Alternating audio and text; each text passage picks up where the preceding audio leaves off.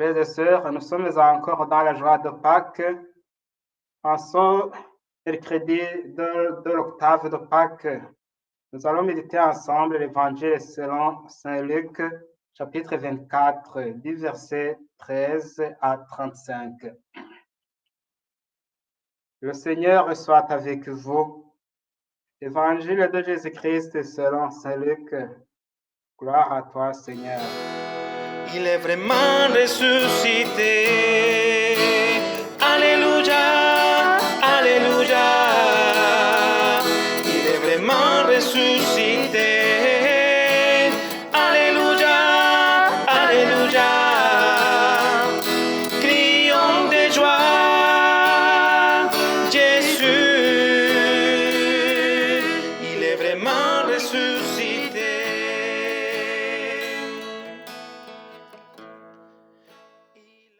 Le même jour, c'est-à-dire le troisième jour de la semaine, deux disciples faisaient route vers un village appelé Emmaüs, à 2 heures de marche de Jérusalem, et ils parlaient entre eux de tout ce qui s'était passé. Or, tandis qu'ils s'entretenaient et s'interrogeaient, Jésus lui-même s'approcha et il marchait avec eux. Mais leurs yeux étaient empêchés de le reconnaître. Jésus leur dit: de quoi discutez-vous en marchant? Alors ils s'arrêtèrent, tout tristes. L'un d'eux, nommé Cléophas, lui répondit: eh bien, le seul étranger résidant à Jérusalem qui ignore les événements de ces jours-ci. Il leur dit: quels événements? Ils lui répondirent: ce qui est arrivé à Jésus de Nazareth. Cet homme qui était un prophète puissant par ses actes et ses paroles devant Dieu et devant tout le peuple. Comment les grands prêtres et nos chefs l'ont livré. Ils l'ont fait condamner à mort et ils l'ont crucifié.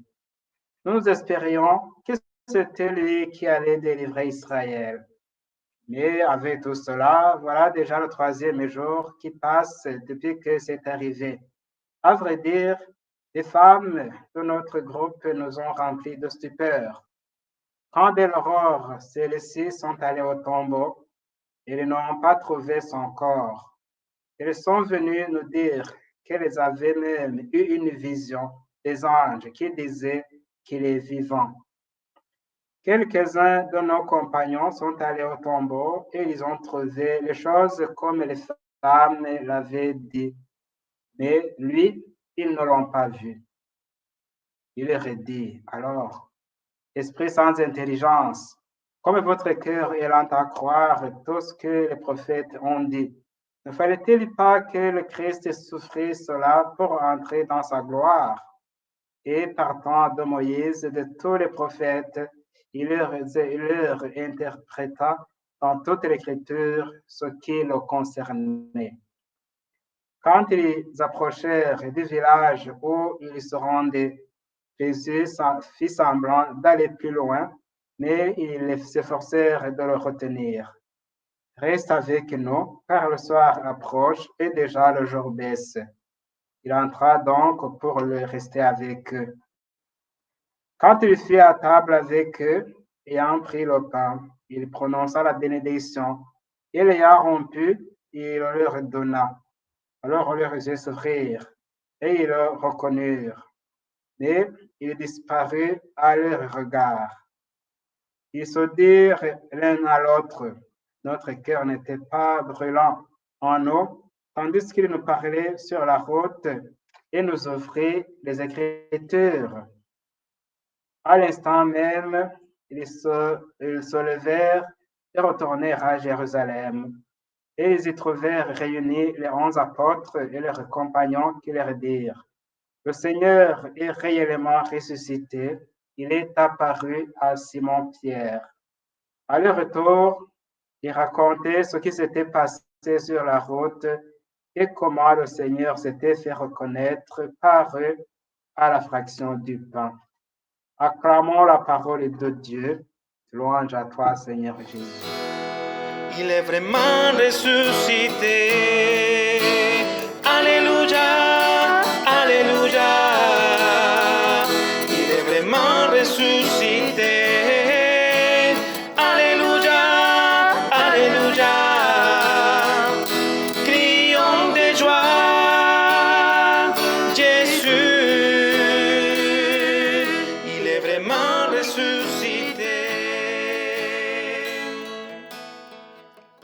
lisant ce récit évangélique de ce mercredi de l'octave de Pâques, on ne peut s'imaginer quelle joie les disciples d'Emmaüs ont éprouvé après cette rencontre avec Jésus ressuscité. En effet, ces disciples faisaient partie de ceux qui voyaient en Jésus le Messie, le roi sauveur, venu les libérer du joug imposé par la domination étrangère.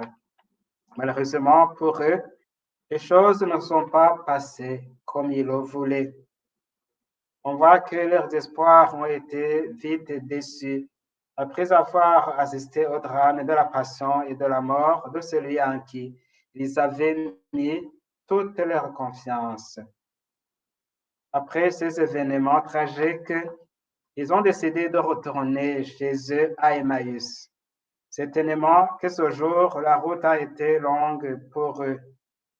Alors qu'ils parlaient entre eux de ce qui venait de se passer, Jésus les rejoint, puis il leur demanda de quoi ils discutaient. Tout surpris, les disciples d'Emmaüs ne comprenaient pas comment cet étranger n'était pas informé de la dernière nouvelle alors qu'il venait de traverser Jérusalem. Puis lui contèrent ce qui était arrivé à Jésus de Nazareth, cet homme puissant en parole et en acte, considéré comme le libérateur d'Israël, mais que les chefs venaient de tuer avant d'exécuter son projet. Sur le champ, Jésus reprit sa place de maître et commença à leur rappeler tout ce qui le concernait dans les Écritures, que le Fils de l'homme devait souffrir, mourir sur la croix et ressusciter le troisième jour avant d'entrer dans sa gloire. Sans se presser, Jésus a pris tout le temps pour les accompagner jusque chez eux. Et finalement, l'amitié qui s'est créée en chemin, incitant les disciples d'Emmaüs à accueillir cet inconnu chez eux. Et quelle surprise! Après la bénédiction et la fraction du pain, leurs yeux s'ouvrirent et voient en cet hôte celui qu'ils désiraient, Jésus ressuscité, le Christ et le Seigneur. Ils comprirent alors que celui qui était mort sur la croix est revenu à la vie. Sans trop tarder, les deux disciples retournèrent à Jérusalem pour annoncer la nouvelle aux autres disciples. Ils racontèrent comment il avait reconnu grâce à sa parole et à la fraction du pain, et leur cœur s'est rempli de joie.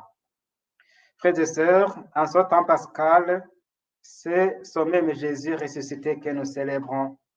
Certes, il est mort sur la croix, il a été mis au tombeau à un certain moment de notre histoire. Mais le troisième jour, il est ressuscité comme il l'avait dit. Maintenant, il est vivant. Il fait route avec nous. Il nous accompagne comme il nous l'a promis. Il nous rejoint dans nos impasses pour nous redonner espoir et joie de vivre. Malgré les défis que nous rencontrons, il rallume en nous l'audace d'accomplir la mission qu'il nous a confiée. Oui, Jésus marche avec nous, mais savons-nous le reconnaître? Des fois, la déception devant la perte d'un être cher, ou un échec quelconque, la fatigue du chemin ou le découragement, le relâchement, peuvent briser notre enthousiasme et notre élan missionnaire. Toutefois, quand nous marchons ensemble comme les disciples d'Emmaüs, chaque fois que nous acceptons la compagnie de Jésus-Christ, en acceptant de vivre sous la mouvance de l'Esprit Saint, les forces reviennent. Et grâce à notre implication, la bonne nouvelle de la résurrection parvient à nos frères et sœurs qui attendent de nous le message du salut en Jésus-Christ. Alors, frères et sœurs, c'est le moment. Ouvrons les oreilles pour que Jésus-Christ nous nourrisse de sa parole. Ouvrons-lui les portes de nos cœurs et celles de nos maisons pour qu'il entre dans nos familles et dans nos vies. Et n'oublions pas que nous sommes toujours les invités à la table sainte que Jésus-Christ nous prépare à chaque Eucharistie. comme il a fait pour ses disciples avant sa mort et après sa résurrection. Nous invite toujours à manger son corps et à boire son sang pour qu'il nous donne la force d'être ses témoins en ce monde en quête de vérité, du bonheur et du salut véritable.